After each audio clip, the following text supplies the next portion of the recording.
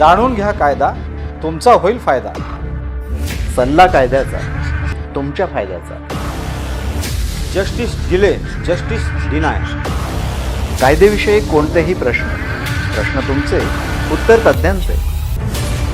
RRC प्रस्तुत law and justice, कायदेविषयक सल्ला. नमस्कार. RRC नेटवर्क प्रस्तुत लॉ अँड जस्टिसच्या या भागामध्ये मी संजय पाटील आपणा सर्वांचे स्वागत करतो. प्रेक्षक हो, आज आपण जाणून घेणार आहोत महाराष्ट्र विधी सेवा प्राधिकरण याविषयी. भारतीय संविधानानुसार सर्वांसाठी न्याय या संकल्पनेप्रमाणे विधी सेवा प्राधिकरण अधिनियम 1987-39 अन्वये या प्राधिकरणाची स्थापना करण्यात आली. वंचित, दुर्बल घटक किंवा आर्थिकदृष्ट्या दुर्बल घटक या लोकांसाठी मोफत कायदेविषयक विधी सेवा व मार्गदर्शन हे व्हावं यासाठी या प्राधिकरणाची तालुकापासून ते राष्ट्रीय स्तरापर्यंत सेवा कार्यरत आहे. यासंबंधी अधिक माहिती जाणून घेण्याकरता आज आपल्यासोबत उपस्थित आहेत तज्ज्ञ मार्गदर्शक म्हणून दिवाणी न्यायाधीश वरिष्ठ स्तर अकोला तसेच विधी प्राधिकरण सेवा अकोलाचे सचिव माननीय स्वरूप बोस सर. सर, RRC नेटवर्कच्या वतीने मी आपले स्वागत करतो. थँक्यू. चला तर आपण वळूयात विषयाकडे. सर, मला आपल्याला प्रश्न असा विचारायचा आहे की विधी सेवा प्राधिकरण म्हणजे काय आणि इतर आणखीन भरपूर न्यायालय असताना या विभागाची निर्मिती करण्याचं कारण काय? विधी सेवा प्राधिकरण या नावावरूनच आपल्याला असं कळतं की हे जे प्राधिकरण आहे हे विधी सेवा दिल्या जातं. आपल्याला कल्पना आहेच की संविधानाने प्रत्येक भारताच्या नागरिकाला आर्थिक, सामाजिक, राजकीय न्याय प्रदान करण्याचे अभिवचन दिलेले आहे. आता आर्टिकल 14 मध्ये जर आपण बघितलं तर समान न्यायाची संधी हे प्रत्येक नागरिकाला कॉन्स्टिट्यूशनने आपल्या दिलेली आहे. तसंच आर्टिकल 35A मध्ये कॉन्स्टिट्यूशन असं म्हणतं की दुर्बल घटकांना मोफत कायदेविषयक शिक्षण देण्याची जबाबदारी ही राज्य शासनाची आहे. आता समान न्यायाची संधी म्हणजे न्यायालयीन प्रक्रियेत सर्वांना समान सहभागाची संधी. प्रत्येक व्यक्तीला न्यायालयीन प्रक्रियेत समान संधी मिळायला पाहिजे. कोणतीही समाजातील व्यक्ती किंवा घटक हा न्यायापासून वंचित राहता कामी नये. बरोबर. म्हणून हे आर्टिकल 35 मध्ये आपल्या कॉन्स्टिट्यूशनमध्ये हे नमूद केलं गेलेलं आहे. आर्टिकल 39A प्रमाणे महाराष्ट्र राज्य कायदेविषयक सहाय्यक व सल्ला मंडळ हे 1979 मध्ये स्थापन करण्यात आलेले होते. त्यानंतर एक जजमेंट आलं होतं honourable supreme कोर्टाचं, Hussain Arrah Khatoon versus state of Bihar. या जजमेंटमध्ये सर्वोच्च न्यायालयाने असे डायरेक्शन्स दिले होते गव्हर्नमेंटला की त्यांनी याबाबतीत काहीतरी करावं. त्यानंतर जस्टिस भगवती यांच्या गायडन्सखाली कमिटी स्थापन करण्यात आली आणि 1987 मध्ये हा लीगल सर्व्हिसेस ऑथॉरिटीज ॲक्ट हा पारित करण्यात आला. न्यायालयात जाऊन न्याय प्रत्येकाला मिळू शकतो. प्रत्येक व्यक्ती न्यायालयात जातो आणि त्याच्याविरुद्ध झालेल्या अन्यायाची दाद मागतो. परंतु आपल्या इथे काही असे दुर्बल घटक, जसं आपण आधीच सांगितलं की दुर्बल घटक आहेत, वंचित घटक आहेत, ज्यांना कायद्याची जाण नाही. त्यांना शिक्षणाची जरी, म्हणजे अशिक्षित आहे असं नव्हे, पण शिक्षित जरी असलो तरी तो कायदेविषयक शिक्षित नाही असं म्हणूया. मग अशा व्यक्तींना त्यांच्या अन्यायाची दाद मागण्याकरिता हे जे आहे विधी सेवा प्राधिकरण ही मदत करते.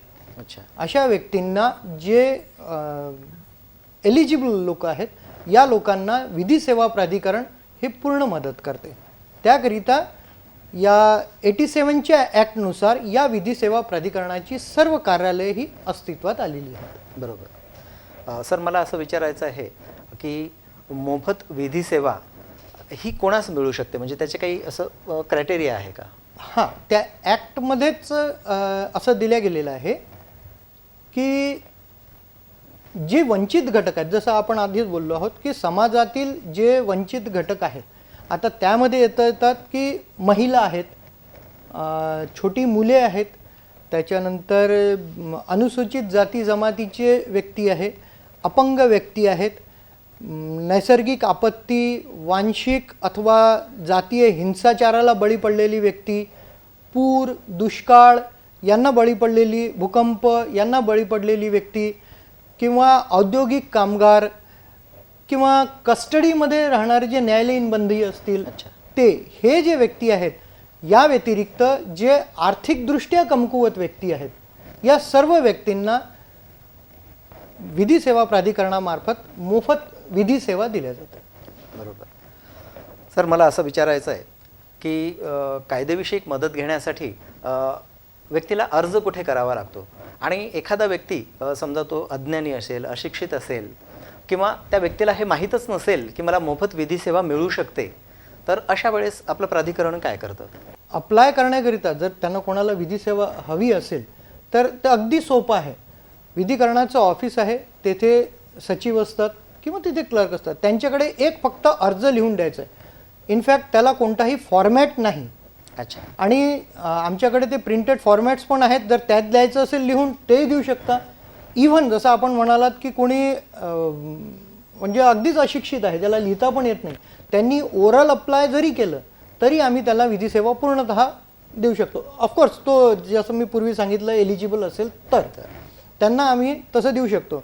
आणि रिसेंटली आता नालसानी एक पोर्टल उघडलेलं आहे, नालसा पोर्टल आहे, त्यात किंवा आमचं ईमेल ID पण आहे dlsa@gmail.com. या पोर्टलवर सुद्धा, या ईमेलवर सुद्धा जर त्यांनी लेखी अर्ज दिला तरी त्याची दखल घेण्यात येते. निश्चितच ही प्रक्रिया सोपी करण्यात आलेली आहे, याचा जनतेने खरोखर फायदा घ्यायला हवा. सर, माझा पुढचा प्रश्न असा आहे की विधी प्राधिकरण सेवा ही कोणाला मिळू शकत नाही, म्हणजे कोणास मिळत नाही? आता मी जसं सांगितलं आपल्या लोकांना की कोण व्यक्तींना हे मिळू शकते, परंतु विधी सेवा देऊ नये असे 4-5 कॅटेगरी आहेत. जसे आपण म्हणतोय की कोणी मानहानीचा दावा करत असेल स्वतःच्या, तर तो व्यक्ती, किंवा मॅलिसियस प्रोसिक्युशन ज्याला म्हणतो आपण, विद्वेषपूर्ण किंवा दुर्भावपूर्ण अभियोजन कोणी करत असेल तर त्या व्यक्तीला सुद्धा आपण देत नाही आहे. जर कोणाविरुद्ध कंटेम्प्ट ऑफ कोर्ट झालं असेल, कोर्टाची कारवाई सुरू असेल, किंवा परज्युरी केलं असेल, म्हणजे त्यांनी कोर्टात खोटी साक्ष वगैरे दिली असेल आणि त्याच्या विरुद्ध दावा सुरू असेल किंवा केस सुरू असेल, तर अशा व्यक्तीला सुद्धा आपण मदत देऊ शकत नाही.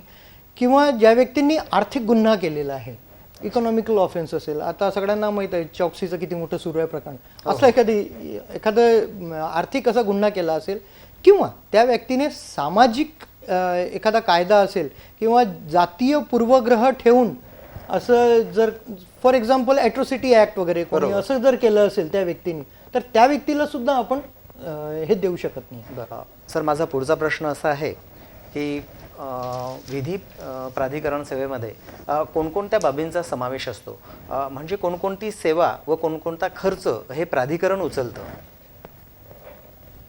विधी सेवा प्राधिकरणामध्ये ज्या व्यक्तीने, म्हणजे जो एलिजिबल कॅन्डिडेट आहे, त्यांनी एकदा अर्ज केला तर त्यांना आपण तो आपल्याकडे येण्यापासून न्याय प्रक्रियेतील संपेपर्यंत जे काही आहे ते सर्व खर्च हा विधी सेवा प्राधिकरण करतो.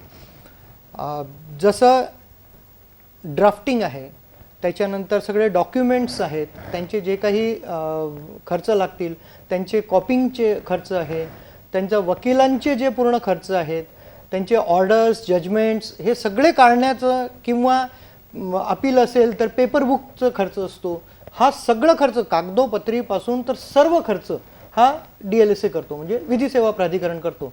आणि ही एक बाब आवर्जून नमूद करावीशी वाटते की DLSA मधून कोणत्याही व्यक्तीकडून ज्याला आपण विधी सेवा दिलेली आहे मोफत, त्याच्याकडून 5 पैसे सुद्धा घेतल्या जात नाहीत. तो सर्व खर्च हा सरकार करतो आणि त्या प्रत्येक व्यक्तीला हा मोफत पूर्ण सेवा देण्यात येते. वा, खूप छान उपक्रम आहे हा. जनतेने खरोखर याचा लाभ घ्यायला पाहिजे.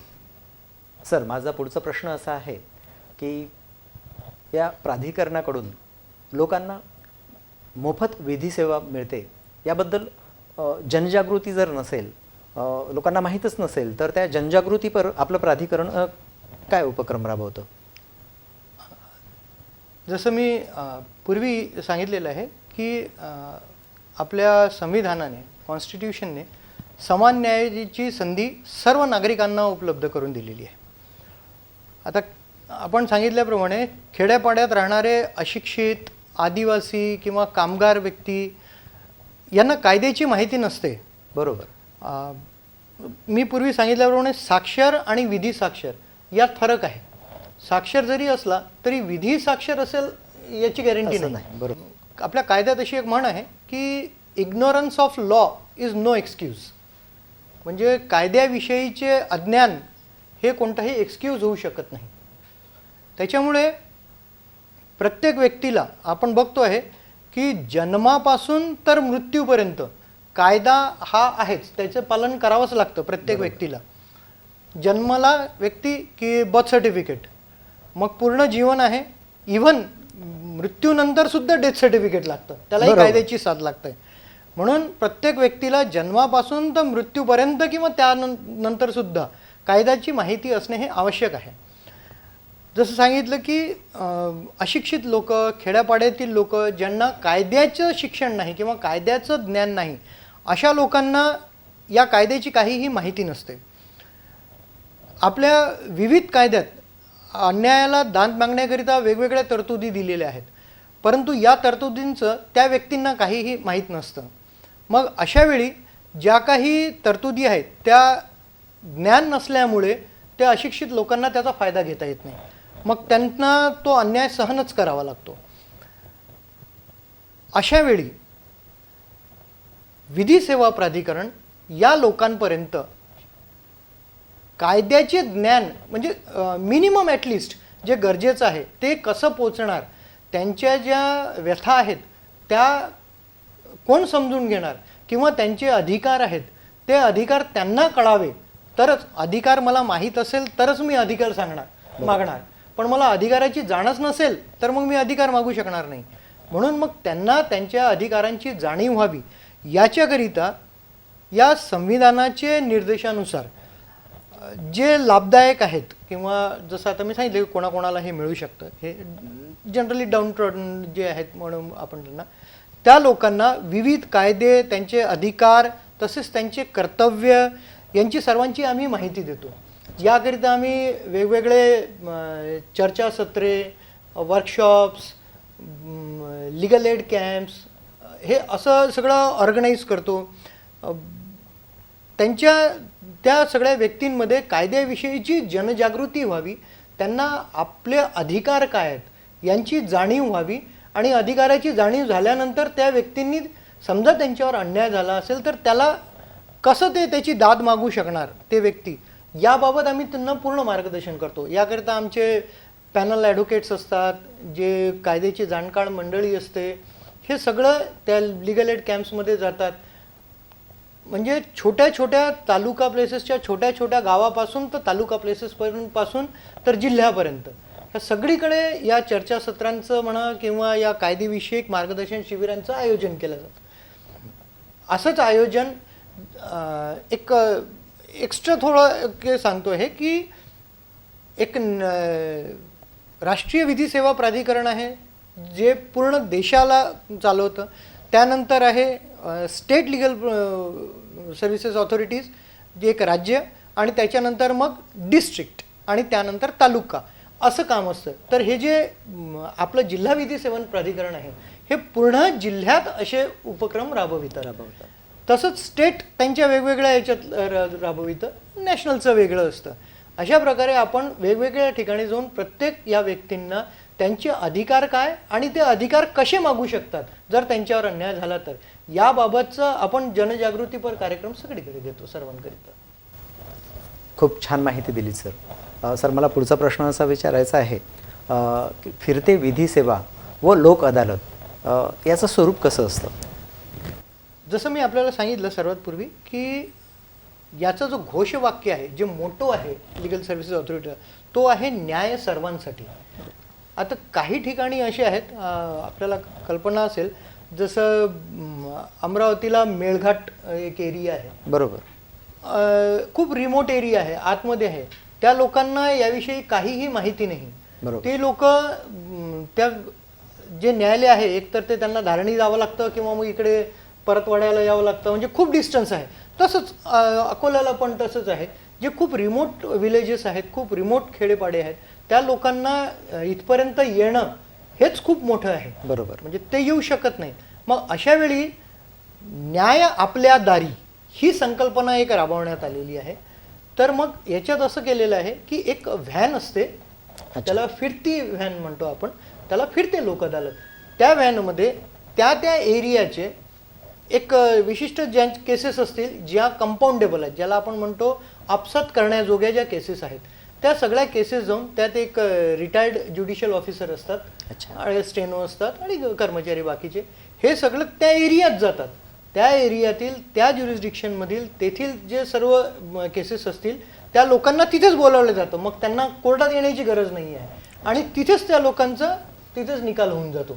म्हणजे यात लोकांचा श्रम वाचतो, लोकांचा पैसा वाचतो, लोकांचा वेळ वाचतो. याकरिता ही फिरते लोक अदालतची ही संकल्पना केलेली आहे. सेकंडली एक आहे संकल्पना ही लोक अदालत. आपण सर्वांना माहीत आहे की आजच्या घडीला भारतात न्यायालयांमध्ये किती जास्त प्रकरणे आहेत.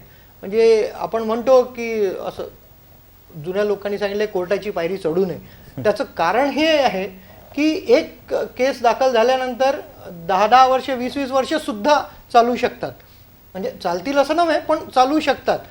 कारण याला कारणीभूत हे आहेत की पाईल्स ऑफ केसेस, इतक्या केसेस आहेत की त्या जजकडून म्हणा किंवा त्या न्यायाधीशाकडून ते संपवणं शक्य नाही. मग अशासाठी ही जी संकल्पना आलेली आहे लोक न्यायालयाची, ही याच्याकरिता आलेली आहे की ज्या केसेसमध्ये आपण आपसात बसून तडजोड करू शकतो, त्या केसेस आपण लोक अदालतमध्ये ठेवू शकतो. ज्या केसेसमध्ये आपसी तडजोड होऊ शकतात, त्या केसेस लोक अदालतमध्ये ठेवण्यात लोक येतात. अदालत.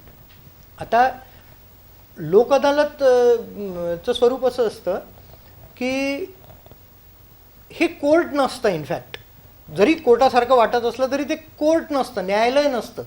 तेथे हे पॅनल बसतं, जे ज्युडिशियल मॅटर्समध्ये एक्सपर्ट लोक असतात ते बसतात. त्यात सामाजिक कार्यकर्ता पण असतात, त्यात ॲडव्होकेट्स पण असतात, त्यात जजेस पण असतात. आणि हे तिथे न्यायनिवाडा करत नाहीत, हे जजमेंट देत नाहीत, हे तडजोड घडवून आणतात. अच्छा. न्यायालयात जसं आपल्याला पूर्ण पुरावा द्यावा लागतो, आर्ग्युमेंट करावा लागतो, तेथे असं काहीही राहत नाही. तेथे फक्त दोन्ही पार्टीज जे असतात त्यांना बसवतात, दोन्ही पक्षांना बसून त्यांच्या सहमतीने जी डिसिजन होतं, त्या दोन पार्टी जे डिसिजन घेणार त्याला त्या पॅनलकडून शिक्कामोर्तब करण्यात येतो. अच्छा. मग याचे फायदे हे आहेत की लोकांचा पैसा वाचतो, कारण त्यांना अननेसरी तर वकिलांना पैसा द्यावा लागत नाही किंवा न्यायालयीन प्रक्रियेत त्यांना पैसा द्यावा लागत नाही आहे. दुसरा फायदा आहे की त्यांचा वेळ वाचतो. वर्षोनवर्षे कोर्टात केसेस पेंडिंग राहत नाही. त्या व्यक्तींना येथे आल्यावर लगेचच त्यांचं समाधान होऊ शकतं. तिसरं असं आहे की आपसात झाल्यामुळे कोण जिंकला आणि कोण हारला असं नाही आहे. बरोबर. त्यामुळे दोन्ही व्यक्ती त्यांच्या समाधानाने त्या एका तडजोडीवर येतात. ते एक असतं. लोक अदालतमध्ये झालेली तडजोड ही फायनल असतं, याच्या विरुद्ध अपील नसतं. कोर्टात जर डिसिजन झालं, जजमेंट झालं तर त्याला अपील असतं, पण पुन्हा प्रोसिडिंग वाढली, तेवढा वेळ गेला, पैसा गेला. लोक अदालतमध्ये तडजोड झाली तर ते तिथेच संपतं, कारण ते शेवटचं असतं. अगदी बरोबर. लोक अदालतमध्ये झाली तर असं नव्हे की फक्त कोर्टात पेंडिंग केसेसच लोक अदालतमध्ये येऊ शकतात. लोक अदालतमध्ये प्री लिटिगेशन पण असतात, जे कोर्टात अजून दाखल नाही झाली ती केसेस, ती प्रकरणे पण लोक अदालतमध्ये आपण ठेवू शकतो. तर जर पेंडिंग केसेस ठेवली तर त्याच्यात जे काही आपला खर्च लागलेला असेल, कोर्ट फीज वगैरे देतो आपण, सिव्हिलमध्ये आपल्याला माहीत असेल की हजारो लाखोच्या यांनी कोर्ट फीज भरावी लागते, ती पूर्ण कोर्ट फी आपल्याला परत मिळते. तो पण एक फायदा होतो लोकांचा.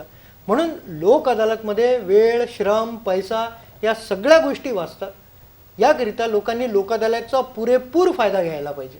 आणि या पिरियडिकली जवळपास 2 किंवा 3 महिन्यात या लोक अदालत या होतातच. अगदी बरोबर. म्हणजे उगीचच वाद वाढवून न्यायालयाचं व्यस्तता वाढवणे, वेळ खर्च होणे, पैसा खर्च करणे, यापेक्षा या लोक अदालतचा जर फायदा लोकांनी घेतला तर खऱ्या अर्थानं सुगीचे दिवस येतील. सर, माझा शेवटचा प्रश्न तुम्हाला असा आहे, आपण विधी प्राधिकरण सेवेतर्फे लोकन्यायालय हे भरवत असतो. आपण अकोल्याच्या लोकन्यायालयाचे प्रमुख आहात, तर सर थोडं त्याविषयी सांगाल का? लोकन्यायालयाचं स्वरूप कसं असतं आणि कोणकोणत्या केसेस त्याच्यामध्ये हे हँडल केल्या जातात? जसं मी आत्ताच सांगितलं की लोक अदालत आणि लोक न्यायालय हे एकच आहे. अच्छा. लोक न्यायालयामध्ये जसं सांगितलं की कोर्ट नसतं, ते पॅनल असतं. 3 व्यक्ती बसतात, त्याच्यात सामाजिक कार्यकर्ते असतात, ॲडव्होकेट असतात, एक ज्युडिशियल ऑफिसर असतात. पण ते न्यायाधीश म्हणून तिथे बसलेले नसतात, तर ते पॅनल म्हणून बसलेले असतात. लोक अदालतीमध्ये ज्या सर्व प्रकरणे, मग ती दिवाणी प्रकरणे असावं किंवा फौजदारी प्रकरणे असतील किंवा मोटर व्हेकलची प्रकरणं असतील किंवा भूमी संपादनाबाबतची प्रकरणे असतील, कोणतीही प्रकरणे, या सर्व ज्या कोर्टात पेंडिंग प्रकरणे आहेत, ज्याच्यात आपसात तडजोड होऊ शकते, ती सर्व प्रकरणे या लोक अदालतमध्ये आपण ठेवू शकतो. या व्यतिरिक्त जे कोर्टात अजून दाखल झालेली नाहीत प्रकरणे, ती प्रकरणे सुद्धा आपल्याला लोक अदालतमध्ये ठेवण्यात येतात. जसं बँकेची आहेत प्री लिटिगेशनची, मोबाईल कंपन्यांची आहेत प्री लिटिगेशनची केसेस. बिल भरलं नाही आहे कोणी, तर मग ते त्यांना नोटीस आम्ही लगेच पाठवून देतो कोर्ट केस करण्यापूर्वी, आपल्या DLSA मार्फत, विधी प्राधिकरणामार्फत. मग ती व्यक्ती येते, तेथे तडजोड होते, त्यांचं कोणाचं 5,000 असेल तर ते 4,000 सेटल होईल, 2,000 वॉट एव्हर. म्हणजे ते प्रकरण एक कोर्टात जात नाही, कोर्टाचा तो एक वेळ वाचतो, त्या व्यक्तीचा वेळ वाचतो. लोक अदालतमध्ये जेव्हा प्रकरणं ठेवल्या जातात ती पूर्वनियोजित असतात. म्हणजे सर्व प्री प्लॅन्ड असतं की आज इतक्या केसेस, त्यांची लिस्ट असते की या 100 केसेस, 500 केसेस, 1000 केसेस या पॅनल पुढे आहेत. म्हणजे त्या व्यक्तींची पूर्ण तयारी असते. त्या व्यक्तींना त्या पॅनल पुढे जायचं आहे. दोन्ही पक्ष सोबत आले की ते पॅनल त्यांना समजावून सांगतं की तुमचे याच्यात काय काय करू शकता तुम्ही बघा. त्यांच्या आपसातच तोडजोड करतं. त्यांना कोणीही सांगत नाही की तुम्हाला असंच करावं लागेल, असं कोणतंही बळजबरी कोणावरही नाही. मग ते दोन्ही पक्ष आहेत ते आपसी संगनमताने, आपसी काय म्हणूया त्याला, समन्वयाने म्हणा, ते दोघंही मिळून ज्या निर्णयाला येतील की नाही, आम्हाला जमिनीचा वाद असेल किंवा फौजदारी प्रकरण असेल किंवा कोणतंही असं, जसं सांगितलं की मोटर व्हेकल ॲक्ट आहे किंवा भूमी संपादनाचे प्रकरणे आहेत, आपसी समन्वयाने, आपसी तडजोडीने ते व्यक्ती ते मॅटर संपवतात तिथे. त्याच्यामुळे त्याच्यात कुठाही कोणाचाही वाद होत नाही किंवा मी हारलो तू जिंकलो असं काहीही नसतं. आपसात दोघांचंही व्यवस्थित होतं, त्यांचे पुढे वैमनस्य वाढत नाहीये. बरोबर. हे सगळे लोक अदालतचे फायदे आहेत. आणि पूर्वी सांगितल्याप्रमाणे आपल्याकडे केसेस इतके आहेत भरपूर की या लोक अदालतमध्ये, किंवा याला आपण म्हणतो ADR, अल्टरनेटिव्ह डिस्प्यूट रिझोल्युशन, हा लोक अदालत त्याचाच एक पार्ट आहे. अच्छा. त्याच्यामुळे कोर्ट केसेसची पण कमी होतं. विधी सेवा प्राधिकरणातर्फे जसं मी सांगितलं आहे की आम्ही वेगवेगळे चर्चासत्रांनी घेतो, तसेच लोकात जनजागृती व्हावी म्हणून आम्ही हे असे छोटे छोटे असे बुकलेट्स बनवलेले आहेत आणि पॅम्पलेट्स बनवलेले आहेत. असे छोटे बुकलेट्स आहेत. हे प्रत्येक गावोगावी जाऊन प्रत्येक ठिकाणी आम्ही हे यांचं पण वाटप करतो, सो दॅट प्रत्येक व्यक्तीला याची माहिती व्हावी. जर कोणी त्या चर्चासत्राला उपस्थित राहू शकले नाही तर त्या व्यक्तींनी कमीत कमी बाजूच्या व्यक्तीला सांगावे, म्हणजे त्यांचंही कायद्याचं ज्ञान थोडंसं वाढेल. याकरिता आम्ही हे असं सगळं उपक्रम करतो आहे. RRC नेटवर्कनी हे जे आज इथे मला बोलाविलं, हे त्याचंच एक पुढचं बोल. त्याबद्दल मी त्यांचं धन्यवाद देतो आहे की त्यांनी इथे येऊन याला आम्हाला मदत केली. धन्यवाद सर. खूप छान माहिती दिलीत सर आपण इथे येऊन. जनतेने खरोखर विधी सेवा प्राधिकरण याच्या सर्व सोयींचा, सुविधांचा जर उपयोग घेतला तर कोर्टातील केसेसची संख्या कमी होईल, वाद कमी होतील, लोकांचा वेळ आणि पैसा वाचेल. धन्यवाद सर. धन्यवाद सर, मला इथे बोलावल्याबद्दल. आपण इथे आलात, आम्हाला माहिती दिलीत त्याबद्दल RRC नेटवर्कच्या वतीने मी आपले धन्यवाद व्यक्त करतो. थँक्यू.